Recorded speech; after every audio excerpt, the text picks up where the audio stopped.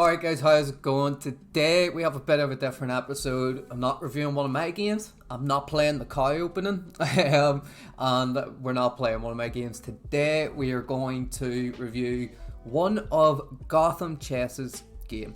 Big Levy Rosman, that I am from America. I'm sure you know him. If you're watching this channel, you've obviously seen him. So if you weren't aware, the I'm Not a GM chess championship has been going on, and Levy was playing, I think it's to get into the finals for the competition. He was playing against Greg Shahade, as you can see down here, another I am from America.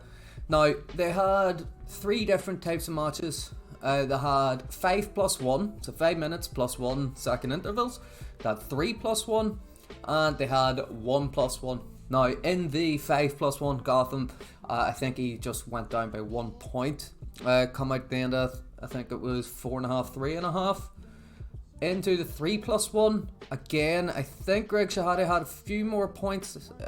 It might have just been one, or it might have been drawn. I think it was just possibly one. But then come the 1+1, 1 minute with 1 second interval, Gotham just absolutely hammered him. He took charge, rightly so he did. Like Greg Shaddy was playing brilliant, he was. And it was brilliant to see. Now, why is the ELO like that? There we go. Fix. I can't see the ELO bar anyway. But anyway, so we're going to review this week game. Have a wee look. This is the final game, and it was really the decider to who would be going forward.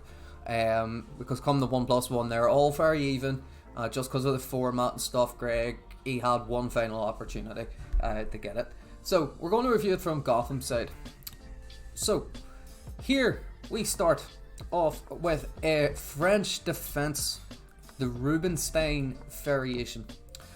Here you can see, so pawn goes in the center, you take the center pawn, giving up one of yours. You develop your knight.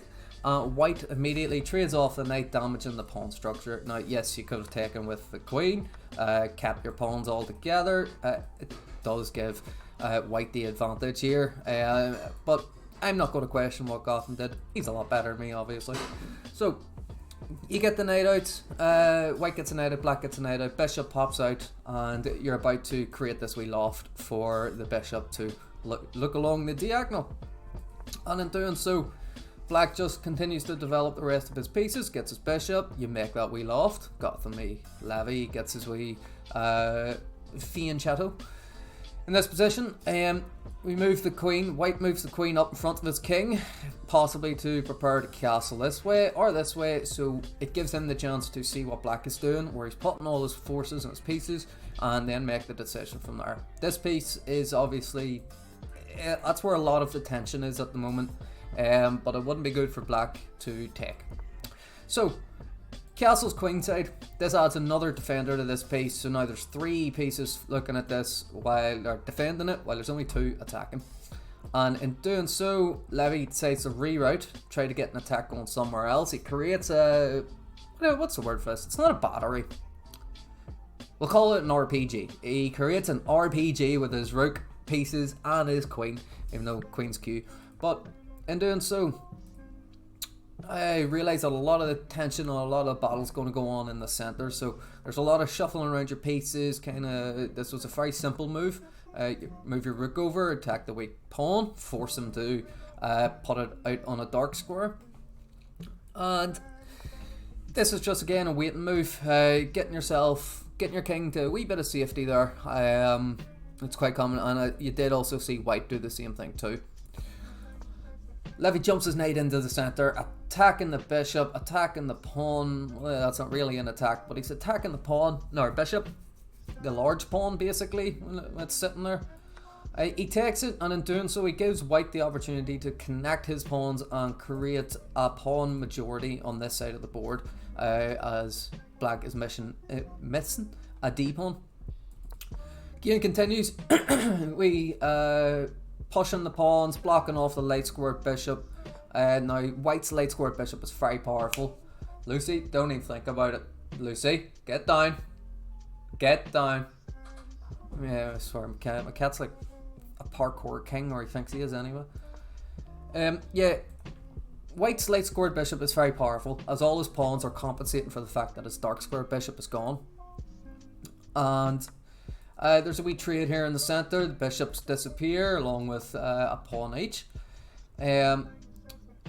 Black's moving a wee wait and move here. He pushes his queen up, attacking here. But I think ultimately he goes for a trade. So again, you're going to get a trade of pieces here. White gets an active rook at the end of that. This brings his rook up to the 5th rank. Black immediately goes for a trade. Wants to just get at least one pair of rooks off the board, as you know, this would be a passer at the end of that. So it would go, say for example, take, white goes take, and then you know you're just marching up the board. So you are. But back to the game. So white doesn't accept, falls back one square. Black immediately starts attacking the pawns. White comes over, attacking the flank pawn. White jumps up and defends it. So a pawn trade there ends up with a rook capturing. Now there is a pawn majority for white on this side, but again there's this passed E pawn, we'll call him Ethan, passed Ethan pawn. And you have a pawn majority on this side of the board with 3 versus 2, with again one of them being a passer. So there's a wee bit of manoeuvring, simple manoeuvring. The white comes over and attacks the Henry, we'll call the H pawn Henry. Comes over, attacks him. Black just pushes it to defend it with a rook.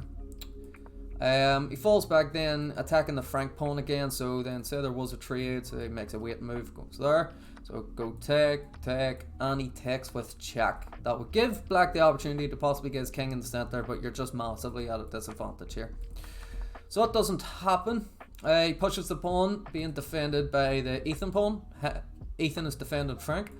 Now that cuts off the defense to the H pawn, the Henry pawn, from the rook, and it can be just there taken. But because the rook on d7 is no longer defending the F Frank pawn, it can move over and defend the H pawn. So there is an attack here on the E pawn. You just defend it with your king. You know, there's only one attacker. You can defend it. You want to get your king active during the late game. Black gives up a pawn there. Well, I say he gives it up. He can't take, then he gets taken.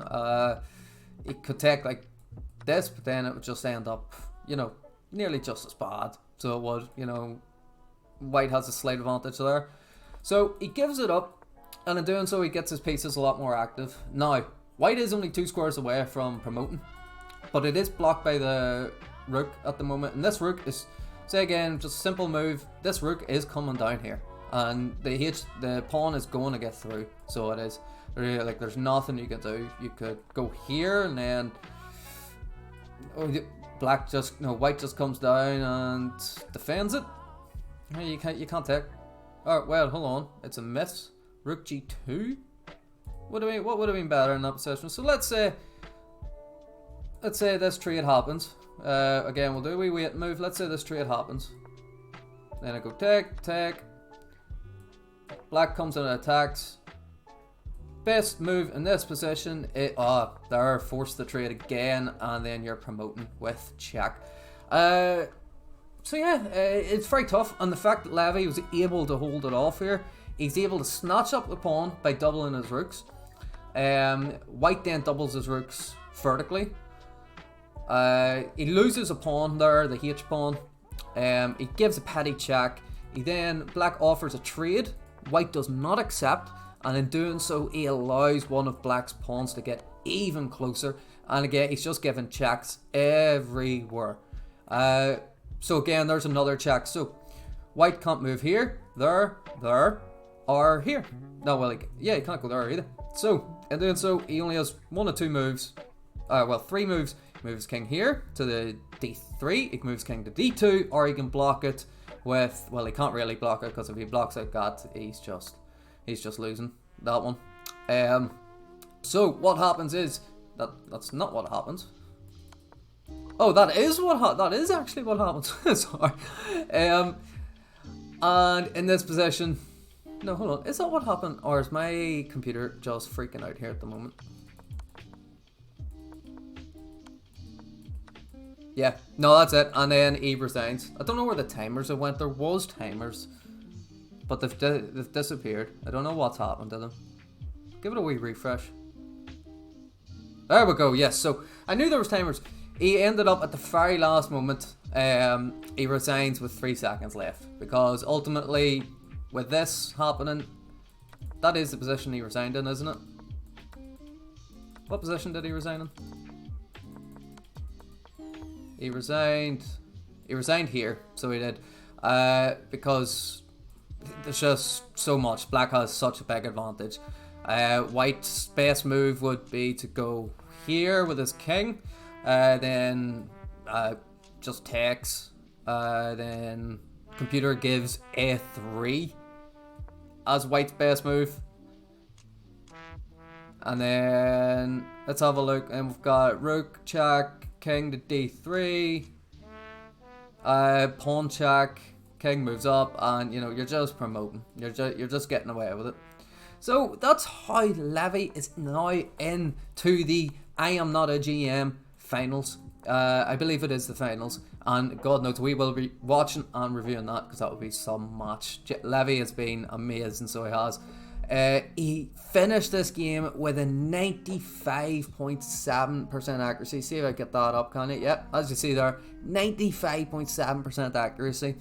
And also, he's rated, can you guess, what rating would you give Levy? Because chess.com gives him 3,500 rating. That's just crazy. That's ridiculous numbers. So it is absolute ridiculous numbers. But anyway, guys, that's been the wee quick review there of Levy's game. I want to thank you so much for tuning in. We will be reviewing the final as I'll be watching it, so why will I not review it anyway? You know, it helps you learn a wee bit, helps you see how pieces are manoeuvred, and Levy trying out a few openings that we haven't seen. Anyway, guys, thank you so much for watching. Slap the like button. Please leave a comment if you want to see more things like this. Any more suggestions, you know, to possibly make content better, what you would like to see. But anyway, thank you for watching. Bye bye.